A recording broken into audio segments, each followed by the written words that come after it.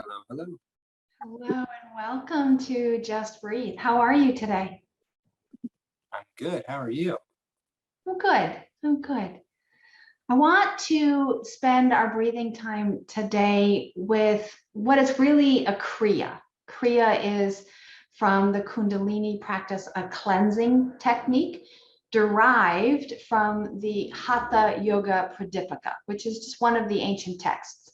So, what that means is that in the Kundalini practice, we often repeat an action layered on a breath in order to clean the channels, right? To create friction in both directions. Now, Nadi Shodhana is similar in the sense that the alternate nostril is meant to open up the channels to frequency or to force in both directions. But the Kriya is really about not only the energetic purification, but also literally the cleansing of gunk that might get congested in our nasal passages. So, Kapalabhati, or skull polishing breath, as it is sometimes translated, is an aggressive breath, but it doesn't have to be aggressive. So, what I want to practice today is just first grounding and centering with that deep belly breathing. Add on the 3-part breath if appropriate for you, even adding on that flexion of the contraction for the pelvic floor, if again appropriate for you. How do you know if it's appropriate for you? If you are successfully able to connect with the relaxation, then you can engage the contraction.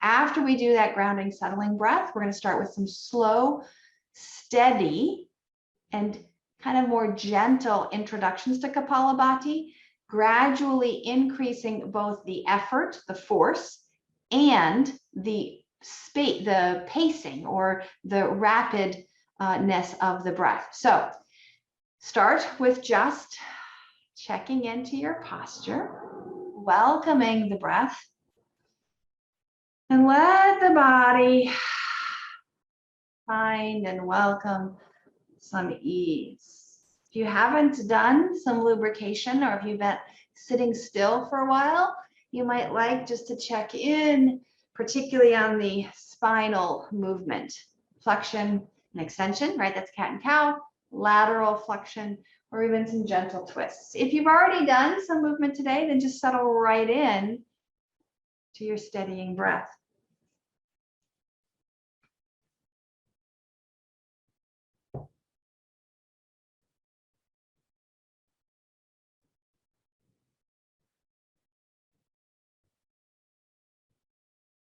Notice where the air touches, where you feel receipt of that touch inside your nose or even your throat.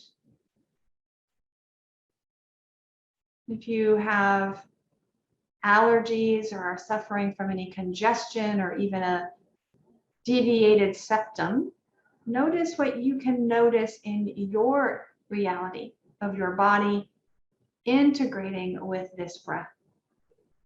There's no need to force anything.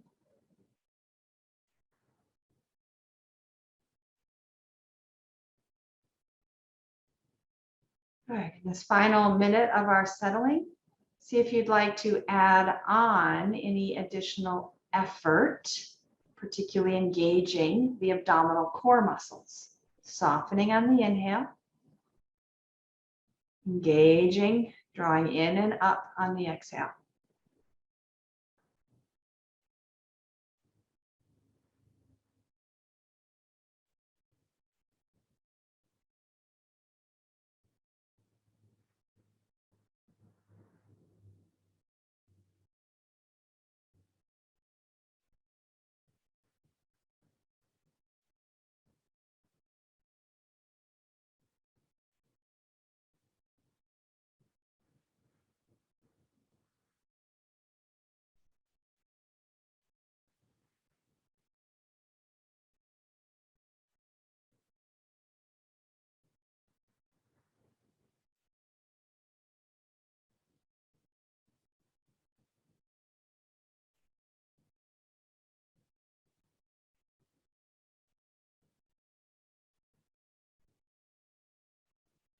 All right, so Kapalabhati, this is a forced exhale followed by a passive inhale, but equal 1 to 1. And we want to pump from the belly, the diaphragm doing that heavy work. So take a breath in and then force it out. Feel the belly draw back, maybe even the pelvic floor lift up. Soften and inhale. Let it out.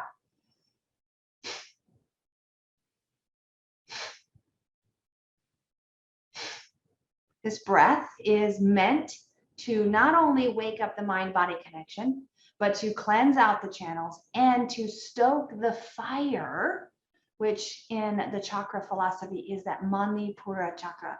So you might feel it in your lower belly. You might feel it just underneath your ribs. We're going to do about 10 to 15 of these pulses, and you may be already doing them, and that's great. Go ahead, begin again, and check in. Do an assessment to see how does this feel.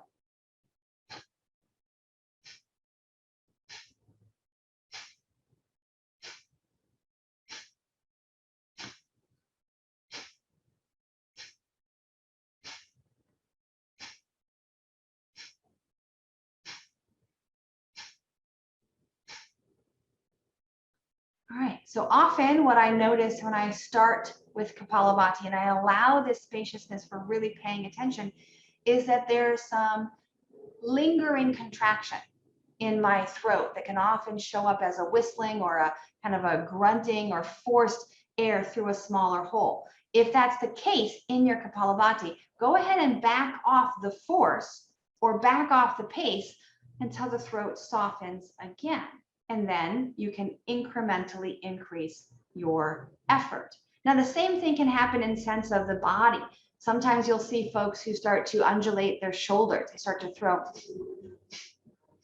This is counterproductive to the core alignment, the stability, in which case the asana and then the pranayama gets layered on top. So holding the posture upright, and if you cannot maintain that upright, then change the posture, maybe reclining or inviting in some props and blocks and support, or maybe this is not the right pranayama for you today, in which case stay with that Durga, that 3-part breath, elongating the exhale until you find that grounding sensation come back in.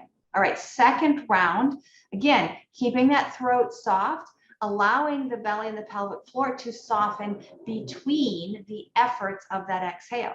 If that's already supple and convincing, then start to increase the pace. When you are ready, we'll begin.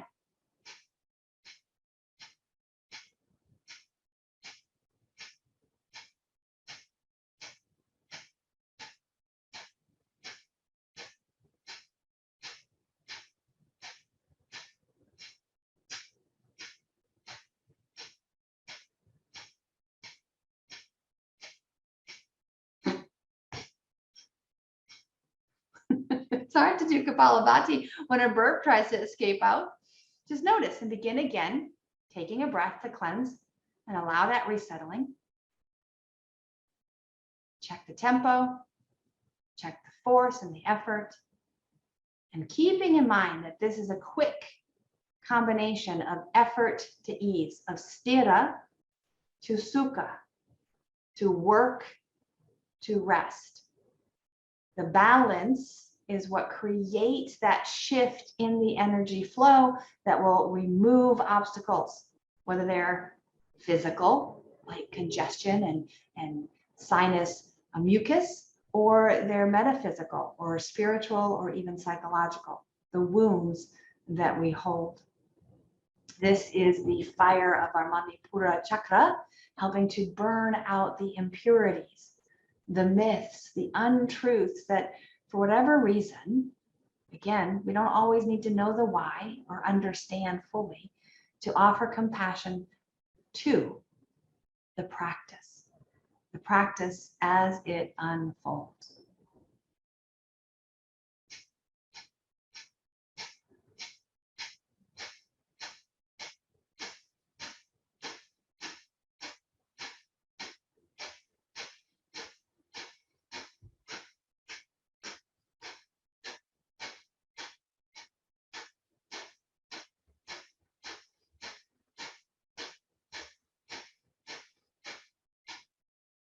Take another break.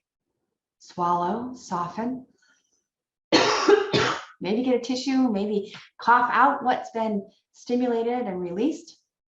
We're going to do 1 minute and maintain the pace and the vigor of your flow as long as it is within your realm of safety. Okay. So again, I've got a timer that's going to help guide me. If this is a practice you've done before, then see if you can tickle the edge of your attention, right? Maybe staying with it, body, mind, and spirit. When you're ready, 1 minute of Kapalabhati at a pace and an effort that is right for you in this moment.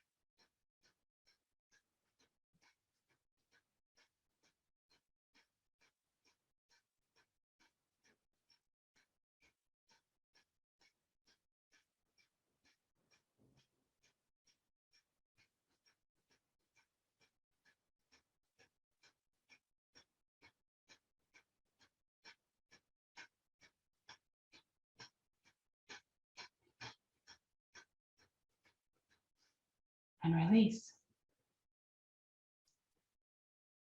How do you feel? If you're feeling at all like you lost that rhythm, that coordination, then you met the edge of your dexterity, right? You met the edge of your capacity.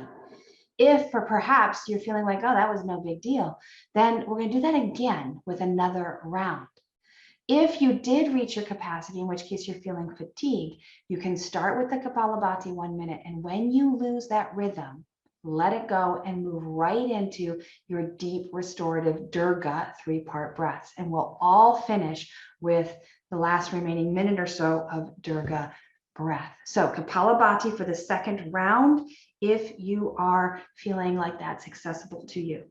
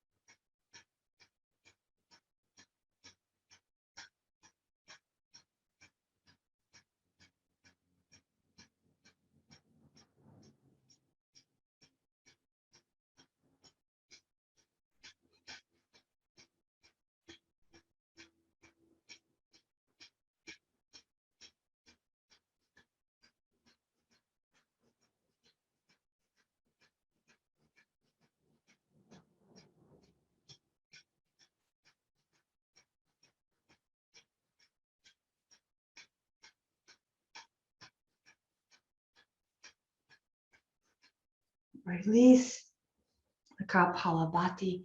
Come back to your long, slow breaths.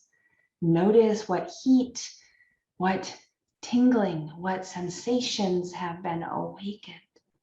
This Manipura chakra, your center of strength and will, founded on the firm foundation of your safety, your sense of being in a calm, abiding physical and emotional state. But by opening up the Manipura chakra, by cleansing this channel of the lower energy system, we open up access to not only the heart, but the higher sources of intuition and wisdom, but rooted in our own personal strength and will. This fire of Kapalabhati burns off the myths and the untruths. Take a breath and let it out.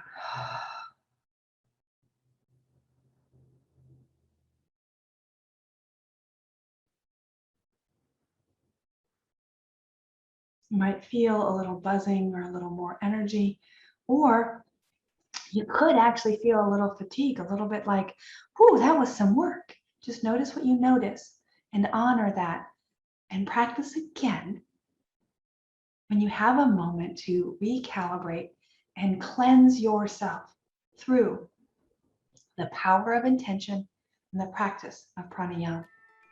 Be well. Namaste.